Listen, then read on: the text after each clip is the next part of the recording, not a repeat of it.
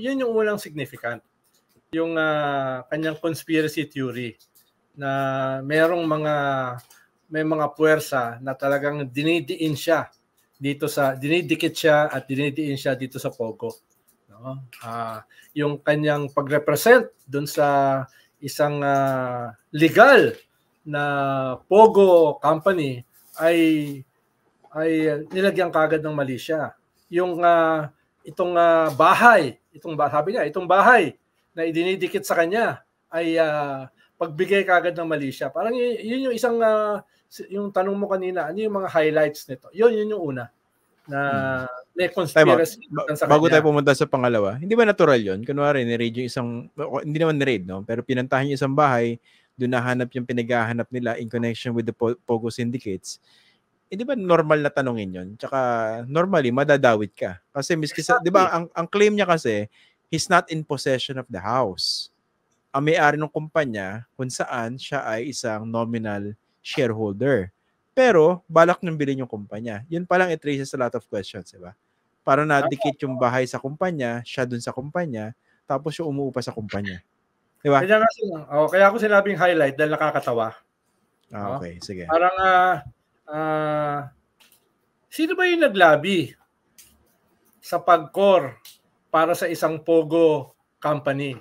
No? Sino ba yung nagpakita sa no less than kaharap yung chairman ng PAGCOR? At no less than yung chairman ng PAGCOR ang nagsabi na siya ay naglabi, no, para sa isang company na ito. Di ba? Una nga, hindi pa binigay yung pangalan niya eh. Ang sinabi, a former high-ranking government official. Yun ang sabi ni Altenco chairman ng PAGCOR. Pero kasi bago eventually binanggit yung pangalan niya. So sino ba yon? Sino ba yung humarap? Yung ba ay resulta ng conspiracy? Sino ba yung nag-iwan ng mga papeles, ng mga bank account, no? Dun sa kwarto ni Mr. Supranational na libreng tumitira sa isang Pogo hub na may torture chamber at empleyado pala niya at lagi niyang kasama sa mga biyahe. Sino ba yun? Wala na ba? Conspiracy ba yun? No? Na nung ni-raid ng PAOK, nakita yung mga papeles na yon, nakita yung mga dollar accounts niya na nandun sa kwarto nitong Mr. Supranational na ito. Yung ba ay conspiracy? No? Yung ba ay conspiracy? Ito bang nahuli na ito ng PAOK na tinutugis nila at dinipensahan niya sa Senate hearing? Hindi yan hindi yan mga Pogo, hindi yan mga illegal na Pogo. Mga kwan yan, online gaming. Yan, ang tawag na, gentleman tourist. Ano ba? Yung may ginamit siyang term na parang yan ay turista na nandito, nag-golf, no? Etc. Yung isa rin sa mga nahanap doon sa bahay. Dinedepensahan niya na kwan yan. Wala yung kinalaman dyan sa mga sindikato na yan. No? Sinasabi nga ng mga nakahuli, sindikato yan Sindikato yan Kaya medyo tinawag ko siyang highlight dahil nakakatawa.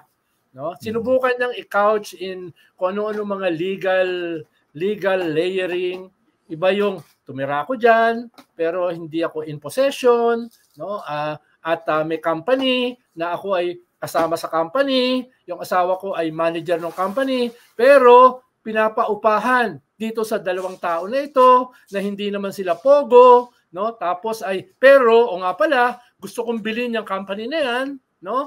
Dahil may iron akong interest dyan. Una nga, tinatanong ko, ano ibig sabihin niya ng interest? No? So, nagpatong-patong na. Parang yung, kung napanood mo yung kanyang interview kay Ted Filon, tungkol dun sa, paano kasi nung sinabi ni Altenco ng PAGCOR na siya yung naglalab sa... Naparin ka na. Naalala ko yan. In-interview siya. Tapos, ang dami rin yung mga layering, no? Na nung nire-represent ko yung company na yan, hindi pa siya illegal. Siya ay legal pa dahil siya ay registered, no? Pero kinorek siya doon kinorek siya ng PAOK doon. Na baka nakalimutan daw ni Harry Roque na nasangkot na sa isang illegal activity. Oo. Ni-raid yan noong 2020. Ni-raid yan noong 2020 for kidnapping. Diba? Ni-raid yan for kidnapping ng 40 na Chinese nationals, no? At kasama yan dun sa may torture chamber. Ang pagiging legal lang niya ay siya ay registered. No? Yun lang ang pagiging legal nun. Tsaka sabi nga dyan, ang context din dyan kasi, ito medyo na ko dyan sa context na binabanggit lagi ng iba, we have to differentiate daw between legal and illegal pogos, no? Yung PAOK na po mismo nagsabi, marami po rin sa mga nahuli nilang sindikato, merong lisensya. Diba?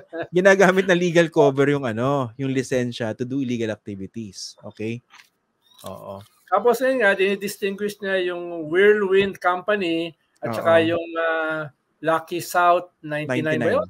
Lucky South 99. Lucky South 99. Yung Lucky South 99 daw, yung illegal, tapos yung Whirlwind daw ay hindi. Pero sabi nga ng PAOK, yan ay interlocking directorates. Pare-pareha sila ng mga board members. Pare-pareha sila ng beneficial owners. No? Kaya parang si Harry humaharap sa korte. Dinedepensahan niya na yung sarili niya. Linaw-linaw naman. Nahuli ka na eh. Ang linaw-linaw naman ng image eh. Ang linaw-linaw naman nung mga katibayan eh. Di iba usapin pa pagharap mo sa korte. Pero papaliwanag mo, hindi ka naman nagre-represent ng illegal na pogo dahil registered naman siya, no? Tapos ngayon sasabihin mo ay nakatira ka doon dati, pero ang may-ari ay isang kumpanya na gusto mong bilhin at ikaw ay miyembro ngayon, no? Ay nako. Buti na lang hindi ako naging abogado. Balak pa naman maging abogado dati, kaya ako nag-journalism eh. Akala ko sasabihin nyo, buti na lang hindi ako senador ngayon. Pero sa 2025, yan no. Yan kasi imposible kaya ni-humor ko lang yung host. At saka yung ni-humor ko lang siya dahil mahirap. Pero maganda kung yung mga puntong yan ganyan-ganyan siya na articulate kanina sa hearing kasi nga medyo mabait yung ating mga senador na nandoon eh, no. Sino ba yung mga nakita ko ron? Senator Grace po rin nandoon eh. Isa pang mabait yun. Ang tinanong niya yung yung procedure yata doon sa mga mawawalan ng trabaho pag ipinasara na yung pogos totally. Oo. Si Jinggoy sana yung pwede hindi masyadong mabait. Kaso, ang bait naman niya kanina. Kung tsaka ko siya inaasahan na magiging barumbado, hindi siya naging barumbado. No?